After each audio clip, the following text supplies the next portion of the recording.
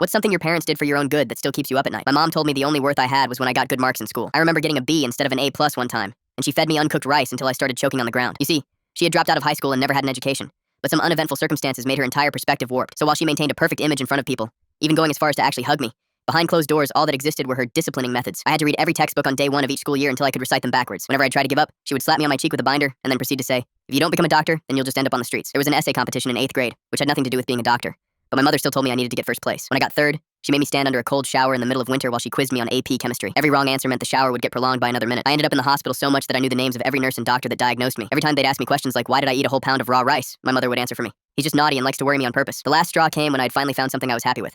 My friends had gifted me 3 sets of Legos on my 15th birthday, and I loved them so much that I skipped my nightly study sessions to build them. Once my mother found out, she broke all of them and made me stand on the broken pieces barefoot until my feet were sore. That day, I decided I would either die or expose her to the entire world. I started documenting everything, and started by installing a sleep monitoring app on my phone since the average sleep I would get was 3 hours. Every time my mother would slam my face with the biology book, I recorded and saved it. When I thought I had enough evidence, I went to talk to my school counselor. He told me, "Arj, you might not know this, but when you were 3, your mother was arrested for suspected child abuse. But she was released within a day because your uncle is the commissioner, and he protected her. The same is going to happen again if we're not careful." Suddenly it made sense how the nurses at the hospital looked the other way so easily. So we came up with a plan. I had gained first place at the Scholar Awards competition, and they had told me to give a speech that weekend. My mom had made me write down and memorize a 1,000-word speech, and I had recited it perfectly, so she thought everything was going to be fine. But during the speech itself, I messed up a lot of things. I called the principal a she instead of he, and I even messed up Newton's third law, which was something I had never done before. Everyone in the audience looked at me with surprise since they all knew me as Perfect Arj, who was perfect at everything he did. When the speech was over, my mother dragged me backstage with a certain look in her eyes. Once we were alone, she grabbed my collar and slammed my head against the wall, telling me she was trying to put some sense back into it.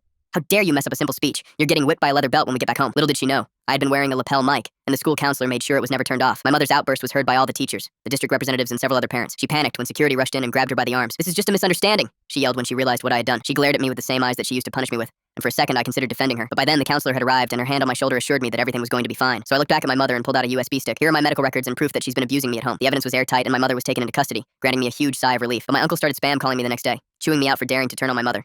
He threatened to ruin my life if I didn't take back all the charges. I recorded that call and sent it to his entire office. Turns out being the commissioner doesn't mean you can do whatever you want after all. He was suspended even before my mother's trial was underway. I stood on stand and talked about her torment, calling it literal torture. She screamed right at me, calling me a liar, but she slipped up and said, "I only did it for your own good, you ungrateful brat." As a result, I was given a permanent restraining order against her and placed under the custody of my aunt in another state. Now I live in a house where there's hot water, and I won't have to choke on rice if I bring home a B+.